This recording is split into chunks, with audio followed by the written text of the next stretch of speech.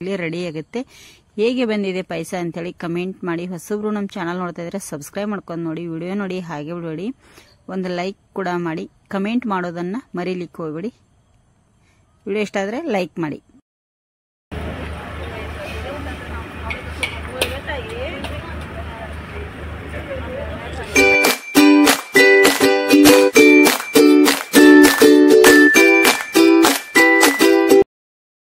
Welcome back to YouTube channel. ಹೇಗಿದ್ದೀರಾ ಎಲ್ಲರೂ friends? ಚೆನ್ನಾಗಿದ್ದೀರಾ? ನಾವು ಸಹ ಚೆನ್ನಾಗಿದ್ದೀವಿ ನೋಡಿ.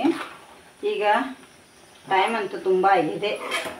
ಶ್ರೇಯಾ ಇವತ್ತು ಲಾಸ್ಟ್ ಪೇಪರ್ ಹೋಗಿದ್ದಾಳೆ ಫ್ರೆಂಡ್ಸ್, ಅವಳು ಪೇಪರ್ ಬರಲಿಕ್ಕೆ. ಹಾಗಾಗಿ ಇಲ್ಲಿ ನಾನು ಏನು ಮಾಡ್ತಾಯಿದ್ದೀನಪ್ಪ ಅಂತಂದರೆ ನೋಡಿ, ಇಲ್ಲಿ ಶಾವಿಗೆ ಉಪ್ಪಿಟ್ಟು ಮಾಡ್ತಾಯಿದ್ದೀನಿ ನಾನು. ತಿಂಡಿಗೆ ಅಂಥೇಳಿ ಶಾವಿಗೆ ಉಪ್ಪಿಟ್ಟು ರೆಡಿ ಆಗ್ತಾಯಿದೆ ನೋಡಿ. ಈಗ ಶಾವಿಗೆ ಉಪ್ಪಿಟ್ಟು ಮಾಡಿದೆ. ಇಲ್ಲಿ ಯಜಮಾನರು ಕಾಯಿ ಸಿಪ್ಪೆ ತೆಗಿಲಿಕ್ಕೆ ಹೋಗಿದ್ದರು. ಹಸಿ ತೆಂಗಿನಕಾಯಿ ತಂದಿದ್ದಾರೆ ಒಂದಿಷ್ಟು. ಚೆನ್ನಾಗಿರೋದು ಎಲ್ಲ ಕ್ಲೀನ್ ಮಾಡಿ ತೊಳೆದಿದ್ದೇನೆ. ಈಗ ಇದರದ್ದು ಏನಾದರೂ ಒಂದು ರೆಸಿಪಿ ಮಾಡಬೇಕು, ಸುಮ್ಮನೆ ವೇಸ್ಟ್ ಹಾಕವು. ಮತ್ತು ಹಾಗೆ ಚೆನ್ನಾಗಿರೋದು ಹೊರಗೆ ಒಣಗಿಸೋಕೆ ಹಾಕಿವಿ ಫ್ರೆಂಡ್ಸ್. ಇಲ್ಲಿ ನೋಡಿ ಉಪ್ಪಿಟ್ಟು ರೆಡಿ ಆಯಿತು. ಅದ್ರ ಮೇಲೆ ಒಂದು ಮುಚ್ಚಳ ಮುಚ್ಚಿ ಬಿಡ್ತೇನೆ. ಅದ್ರ ಟೋಪಣ್ಣಲ್ಲಿದೆ ಮೇಲೆ ಮುಚ್ಚಲಿಕ್ಕೆ. ಈಗ ಒಂದು 5 ರಿಂದ 10 ನಿಮಿಷ ಬಿಟ್ಬಿಡ್ತೇನೆ. ಈಗ ಇದು ಉಮ್ಗೊಳ್ಳಿ ಚೆನ್ನಾಗಿ. ಈಗ ಇದ್ರದ್ದು ಏನಾದರೂ ರೆಸಿಪಿ ಮಾಡಬೇಕು ಅಂತ ಅಂದ್ಕೊಂಡಿದ್ದೀನಿ. ಈಗ ಇದರದ್ದು ಮೇಲ್ಗಡೆದು ಅಂದರೆ ತುಂಬ ಬೆಳೆದಿಲ್ಲ ತೆಂಗಿನಕಾಯಿ ನೋಡಿ. ಮೇಲ್ಗಡೆದು ಸಿಪ್ಪೆ ಸೈನು ಬಿಳಿದೇ ಇದೆ, ಕಪ್ಪಾಗಿಲ್ಲ. ಅದಕ್ಕಾಗಿ ಇದ್ರದ್ದೆಲ್ಲ ಒಡ್ಕೊಂಡು ನಾನು ಸಿಪ್ಪೆ ತೆಗೆದು ತೋರಿಸ್ತೇನೆ ನಿಮಗೆ. ಹಾಲು ತೆಗೆದು ಏನಾದರೂ ಒಂದು ರೆಸಿಪಿ ಮಾಡ್ತೀನಿ, ತೋರಿಸ್ತೇನೆ ಬನ್ನಿ. ಮೊನ್ನೆ ಧನುಷ್ ಪಪ್ಪಾಯಿನ ಕೊಯ್ದಿದ್ದೆಲ್ಲ ಪಪ್ಪಾಯಿನ ನೋಡಿ. ಈಗ ಕಟ್ ಮಾಡ್ತೇನೆ. ಟೇಸ್ಟ್ ಮಾತ್ರ ಸೂಪರಾಗಿದೆ. ಇದು ಸಿಪ್ಪೆ ತೆಗಿಲಿಕ್ಕೆ ಬರಲ್ಲ, ತುಂಬ ತೆಳುವಾಗಿರುವಂಥ ಸಿಪ್ಪೆ ಇದೆ ಇದಕ್ಕೆ. ಅಲ್ಲಿ ಇನ್ನೊಂದು ಪಪ್ಪಾಯ ಹಣ್ಣಿದೆ, ಅದಕ್ಕೆ ತುಂಬ ದಪ್ಪದಿದೆ ಸಿಪ್ಪೆ, ಕಾಣಿಸ್ತಿರ್ಬೋದು ನೋಡಿ ಇಲ್ಲಿ. ಅದು ತುಂಬ ದಪ್ಪ ಇದೆ ಸಿಪ್ಪೆ, ಒಳಗಡೆ ತುಂಬಾ ರೆಡ್ ಕಲರ್ ಇದೆ ಅದು. ಇದು ತುಂಬ ಚೆನ್ನಾಗಿದೆ, ಒಳಗಡೆನೂ ಸೇಮ್ ಇದರಾಗೇನೆ ಇದೆ. ಇದು ರೆಡ್ ಏನಿಲ್ಲ, ಆರೆಂಜ್ ಕಲರ್ ಚೆನ್ನಾಗಿದೆ. ಪಪ್ಪಾಯ ಹಣ್ಣು ಮಸ್ತಿದೆ ನೋಡಿ. ಇದು ನಾನು ನಮ್ಮ ತಾಯಿ ಮನೆಗೆ ಹೋದಾಗ ನಮ್ಮ ಚಿಕ್ಕಪ್ಪ ಕೊಟ್ಟಿದ್ದರು. ಅವರಲ್ಲಿತ್ತಿದೆ ಗಿಡ. ಅದನ್ನು ನಾನು ಸ್ವಲ್ಪ ಕಾಯಿ ತೊಗೊಂಡಿದ್ದೆ, ಬರಾಗ ಒಂದು 7-8 ಕಾಯಿ. ಅದರದ ಬೀಜ ಹಾಕಿದ್ದೆ. ಅದರದ್ದು ತುಂಬ ಚೆನ್ನಾಗಿದೆ, ಇದು ಮಸ್ತಾಗಿದೆ. ಈಗ ಇದನ್ನ ಕಟ್ ಮಾಡ್ತೇನೆ ನೋಡಿ, ಮಸ್ತಾಗಿದೆ. ಇದ್ರ ಸಿಪ್ಪೆ ಮಾತ್ರ ಬರಲ್ಲ ಫ್ರೆಂಡ್ಸ್. ಯಾಕೆ ಅಂತಂದರೆ ಸಿಪ್ಪೆ ತುಂಬ ತೆಳು ಇದರದ್ದು. ಸಿಪ್ಪೆ ತೆಗಿಲಿಕ್ಕೆ ಅಂತೂ ಸಾಧ್ಯನೇ ಇಲ್ಲ ನೋಡಿ. ಬೀಜ ನೋಡಿ, ಇದ್ರೊಳಗಡೆ ಎಷ್ಟೊಂದು ಬೀಜ ಇದೆ ಫ್ರೆಂಡ್ಸ್. ಮತ್ತೆ ಇದನ್ನೇ ಹಾಕ್ತೇನೆ. ಆದರೆ ಒಂದೊಂದು ಸತಿ ಬರ್ತಾವು, ಒಂದೊಂದು ಸತಿ ಬರೋದಿಲ್ಲ. ಸ್ಪೂನ್ ನೋಡಿ, ಈ ಥರ ಸ್ಪೂನಿಂದ ತೆಗೆದು ಇದನ್ನು ತುಂಬಾ ಹಣ್ಣಾಗಿದೆ. ಮಣ್ಣು ಧನುಷ್ ಕೀಳುವಾಗಲೇ ಮರದಾಗನೇ ಹಣ್ಣಾಗಿತ್ತು. ಈಗೂ ಒಂದು 3-4 ಕಾಯಿ ಹಣ್ಣಾಗ್ಯಾವ ಫ್ರೆಂಡ್ಸ್. ಅವನು ತೆಗಿಬೇಕು. ಇನ್ನೊಂದು 2 ದಿನ ಬಿಡ್ತೇನೆ. ಈಗ ಸ್ವಲ್ಪ ಕಲರ್ ಬಂದವ ಅಷ್ಟೇ. ಎಷ್ಟು ಮರದಾಗ ಹಣ್ಣು ಹಾಕವು ಅಷ್ಟು ಪಪ್ಪಾಯಿ ರುಚಿ ಬರ್ತದೆ ಫ್ರೆಂಡ್ಸ್ ನೋಡಿ. ಇಷ್ಟು ತೆಗೆದಿಡ್ತೇನೆ. ಈಗ ಇದೆಲ್ಲವನ್ನು ತೆಗೆದಿಟ್ಟು ಫ್ರೆಂಡ್ಸ್, ಇಲ್ಲಿ ಎಳೆ ತೆಂಗಿನಕಾಯಿ ಇರೋದ್ರಿಂದ ಸಿಪ್ಪಿ ಬೆಳಗದವು, ಇನ್ನೂ ಬೆಳೆದಿಲ್ಲ ಅಂಥೇಳಿ ಸಿಪ್ಪಿ ಸಮೇತನ ಹಾಲು ತೆಗಿತೇನೆ. ಇದರದ್ದೀಗ ಕಟ್ ಮಾಡಿದ್ದೇನೆ. ಹಾಗೆ ಇಲ್ಲಿ ಸಬ್ಬಕ್ಕಿ ಕೂಡ ನೆನೆಸಿಟ್ಟಿದ್ದೆ 1 ಗಂಟೆ. ಹಾಗೆ ಇಲ್ಲಿ ಕುಕ್ಕರಲ್ಲಿ ನೋಡಿ ನಾನು ಬೇಳೆ ಕೂಡ ಬೇಯಿಸಿಟ್ಕೊಂಡಿದ್ದೇನೆ. ಈಗ ತೆಂಗಿನಕಾಯಿದು ಹಾಲು ತಗೋತೇನೆ ನಾನು. ಮೊದಲಿಗೆ ಹಾಲು ಬೇಕಲ್ಲ ತೆಂಗಿನಕಾಯಿದು. ಹಾಲು ತೆಗೆದು ತುಂಬ ಹೊತ್ತು ಇಡಬಾರ್ದು, ತೆಂಗಿನಕಾಯಿ ಹಾಲೆಲ್ಲ ಒಡೆದು ಬಿಡುತ್ತೆ. ಅದಕ್ಕಾಗಿ ಹಾಲು ತೆಗೆದು ತುಂಬ ಹೊತ್ತು ನಾನು ಇಡಕ್ಕೆ ಹೋಗಲ್ಲ. ಈಗ ರೆಸಿಪಿಗೆ ರೆಡಿ ಮಾಡ್ಕೊತೀನಿ ನೋಡಿ. ಸ್ಟ್ಯಾಂಡ್ ಅಕ್ಕಿ ಒಳಗಡೆ ತುಂಬಿಟ್ಟಿದ್ದೀನಿ.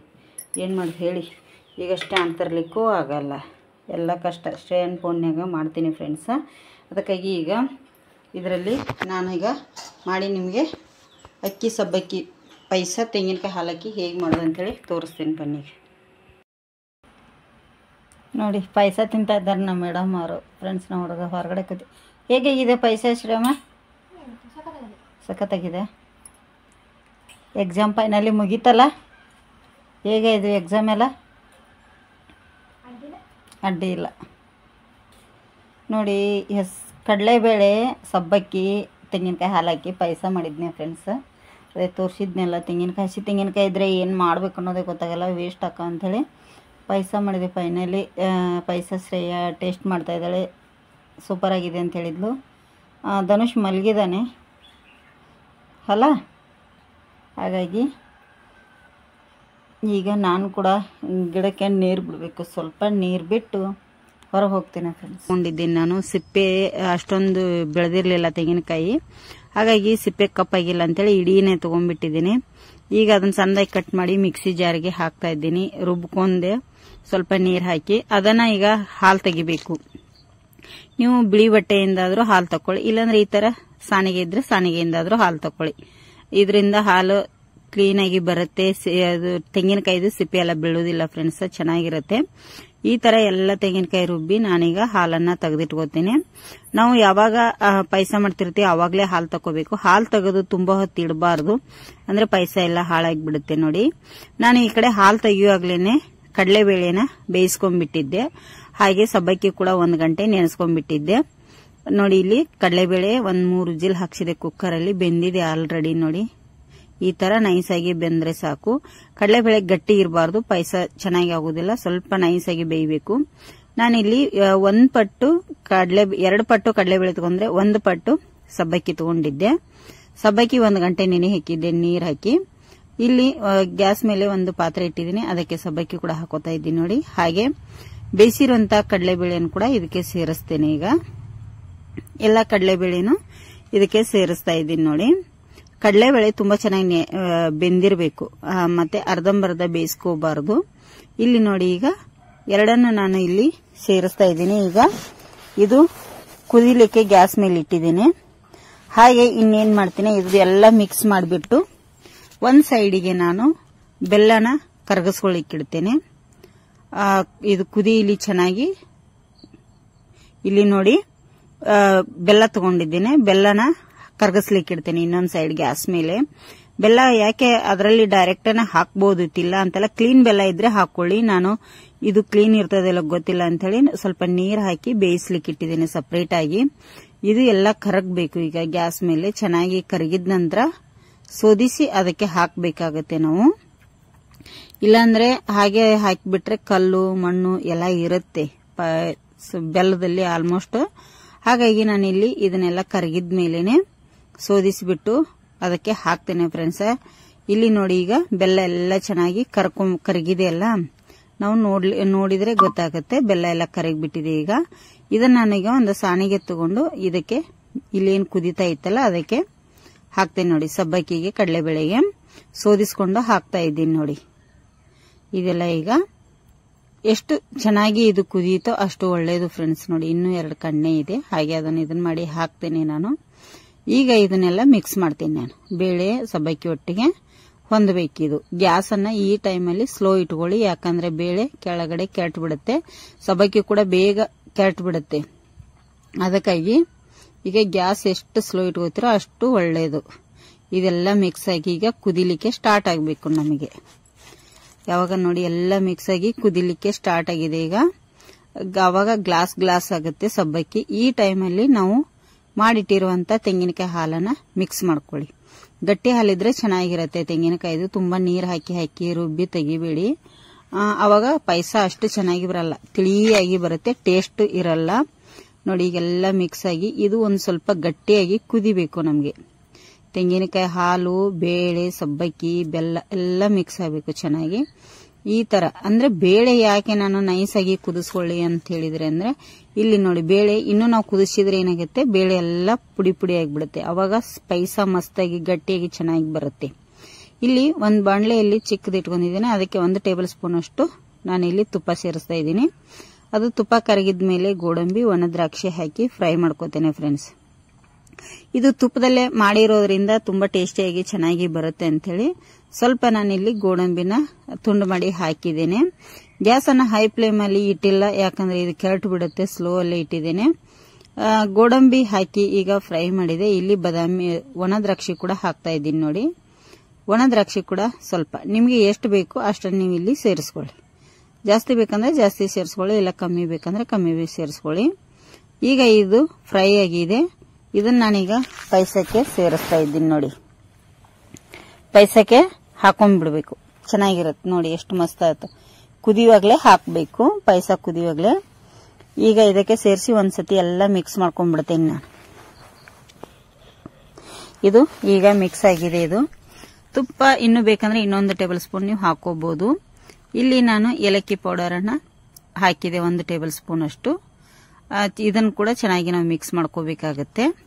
ಏಲಕ್ಕಿ ಪೌಡರ್ ಹಾಕಿದ್ಮೇಲೆ ತುಪ್ಪ ಇನ್ನೊಂದು ಸ್ವಲ್ಪ ಬೇಕಂದ್ರೆ ನೀವು ಹಾಕೋಬಹುದು ಮೇಲ್ಗಡೆಯಿಂದ. ನಾನು ಇಷ್ಟೇ ಅಂತೇಳಿ 1 ಟೇಬಲ್ ಸ್ಪೂನ್ ಹಾಕಿದೆ. ಈಗ ಹದವಾಗಿ ಇದು ಕುದ್ದಿದೆ ಫ್ರೆಂಡ್ಸ್. ತುಂಬಾ ಚೆನ್ನಾಗಿರುತ್ತೆ. ಹಾಲು ತಕೊಳ್ಳೋಕ್ಕಿಂತ ಮುಂಚೆನೆ ನಾವು ಬೇಳೆ ಬೇಯಿಸ್ಕೊಂಡು ಇಟ್ಕೊಳ್ಳಿ, ಅವಾಗ ಕರೆಕ್ಟ್ ಆಗುತ್ತೆ. ಇಲ್ಲಿ ನಾನು ನಿಮಗೆ ಬೇಳೆ ಎಲ್ಲ ಬೆಂದಿದೆಲ್ಲ, ಈಗ ಪಾಯಸ ರೆಡಿ ಆಗಿದೆ. ನಾನಿಲ್ಲಿ ನಿಮಗೆ ಸರ್ವ್ ಮಾಡಿ ತೋರಿಸ್ತಾ ಇದ್ದೀನಿ ನೋಡಿ. ಪಾಯಸ ತುಂಬಾ ತುಂಬಾ ಟೇಸ್ಟಿಯಾಗಿರುತ್ತೆ. ಇದು ಹಬ್ಬ ಹರಿದಿನಗಳಲ್ಲಿ ಕೂಡ್ಲೇನೆ ಮಾಡ್ಕೋಬಹುದು. ತುಂಬಾ ಚೆನ್ನಾಗಿರುತ್ತೆ. ಅರ್ಧ ಗಂಟೆಯಲ್ಲಿ ರೆಡಿ ಆಗುತ್ತೆ. ಹೇಗೆ ಬಂದಿದೆ ಪಾಯಸ ಅಂತೇಳಿ ಕಮೆಂಟ್ ಮಾಡಿ. ಹೊಸಬ್ರು ನಮ್ಮ ಚಾನಲ್ ನೋಡ್ತಾ ಇದ್ರೆ ಸಬ್ಸ್ಕ್ರೈಬ್ ಮಾಡ್ಕೊಂಡು ನೋಡಿ, ವಿಡಿಯೋ ನೋಡಿ, ಹಾಗೆ ಬಿಡಬೇಡಿ. ಒಂದು ಲೈಕ್ ಕೂಡ ಮಾಡಿ. ಕಮೆಂಟ್ ಮಾಡೋದನ್ನ ಮರೀಲಿಕ್ಕೆ ಹೋಗ್ಬೇಡಿ. ವಿಡಿಯೋ ಇಷ್ಟ ಆದರೆ ಲೈಕ್ ಮಾಡಿ.